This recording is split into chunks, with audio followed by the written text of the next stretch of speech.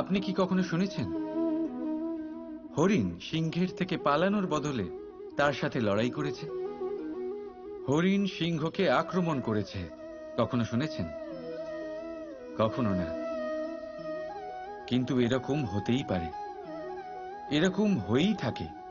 আর এটা তখনই হয় যখন হরিণের শাবক বিপদে পড়ে।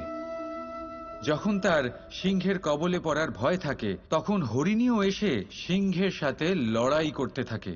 কারণ সে একজন মা, আর মা তার সন্তানের জন্য সবকিছু করতে পারে। এ হলো মায়ের স্নেহ, যেটা যত নরম হতে পারে ঠিক ততটাই কঠোরও হতে পারে।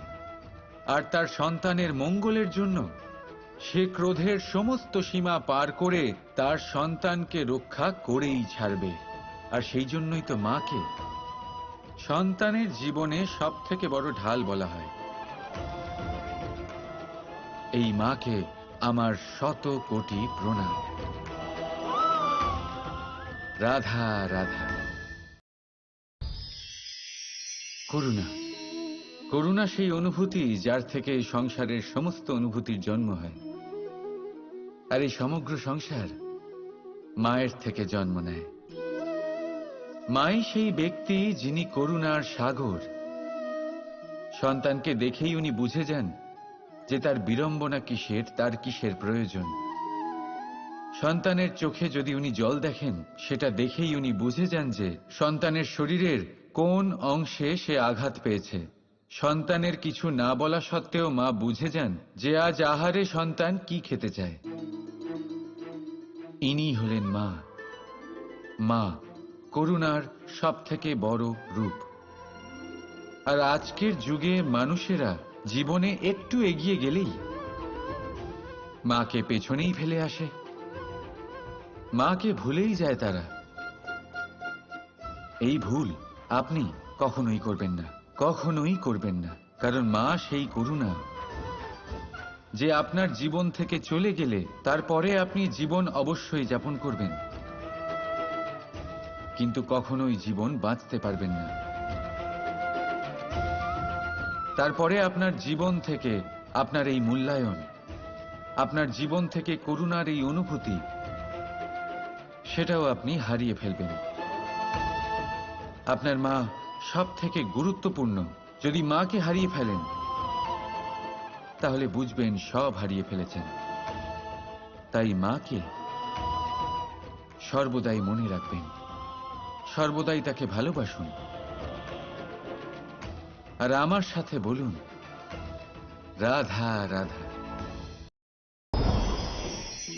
আজ বিজয়া দশমী, সেই দিন যবে শ্রীরাম রাবণকে বধ করেছিলেন। এ হলো সেই দিন যেদিন শ্রীরাম লঙ্কা জয় করেছিলেন। লোকে বলে এটা খারাপের বিরুদ্ধে ভালোর জয়ের প্রতীক। এটাকে দেখার আরো একটা দিক আছে। আগে হ্যাঁ, এটা ভালোবাসার জয়ের প্রতীক, এটা পরিবারের জয়ের প্রতীক। আপনি তো নিশ্চয়ই জানেন যে রাবণ মহা জ্ঞানী ছিল, মহা শক্তিশালী ছিল, মহাদেবের পরম ভক্ত ছিল রাবণ।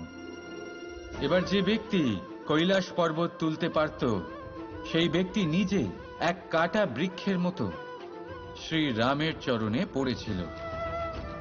কেন? কারণ রামের সাথে লক্ষণ ছিল, কিন্তু ওদিকে রাবণের সাথে বিভীষণ ছিল না।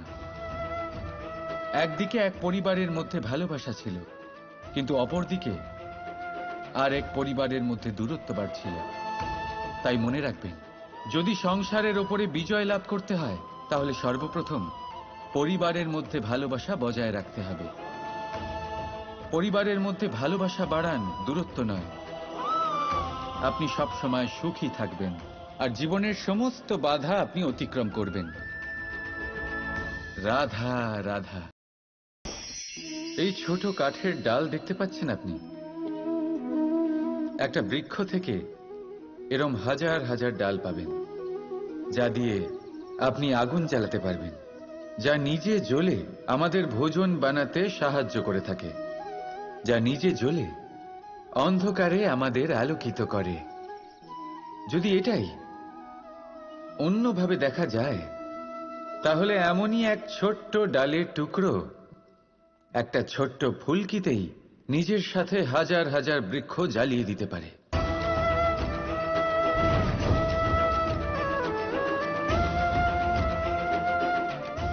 পার্থক্য কোথায়? পার্থক্য হলো শুধু দৃষ্টিভঙ্গিতে, মানসিকতায়। যদি এই মন শীতল রাখেন, শান্ত রাখেন, তাহলে অসংখ্য মানুষের জীবন আলোকিত করবেন। যদি ক্রোধ আর অহংকারের আগুনে জ্বলতে থাকেন, তাহলে শুধুমাত্র বিনাশ করবেন। সিদ্ধান্ত আপনার। রাধা রাধা। মানুষের কোন বিষয়ে অহংকার থাকে? সময়, ক্ষমতা, শরীর আর সম্পত্তি। আর এই চারটেই সর্বদা সঙ্গে থাকে না। কি বিচিত্র ব্যাপার! আপনি নিজেই দেখুন। সময় আজ ভালো হলেও কাল অবশ্যই খারাপ হতে পারে। ক্ষমতা আজ আপনার থাকলেও কাল তা নাও থাকতে পারে। এই শরীরটা তো নশ্বরই বটে। যত আপনি বার্ধক্যের দিকে অগ্রসর হবেন, দুর্বল হতে থাকবেন, সৌন্দর্য ক্ষীণ হতে থাকবে। আর সম্পত্তি আজ আপনার, কাল অন্য কারোর হয়ে যাবে।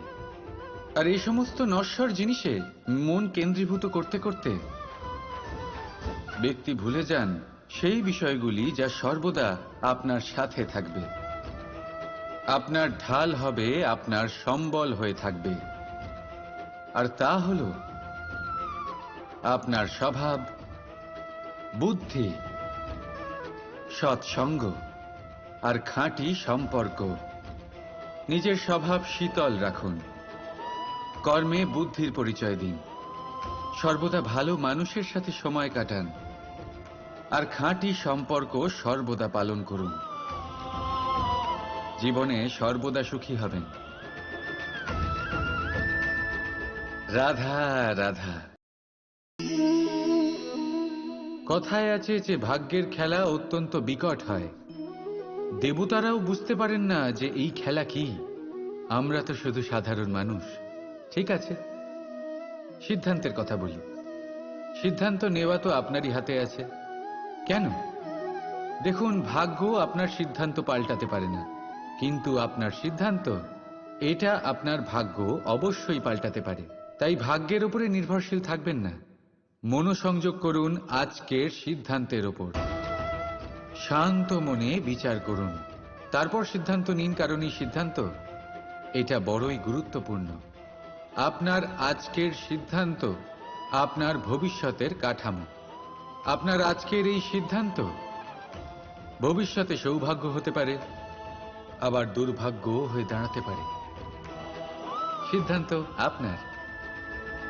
রাধা রাধা।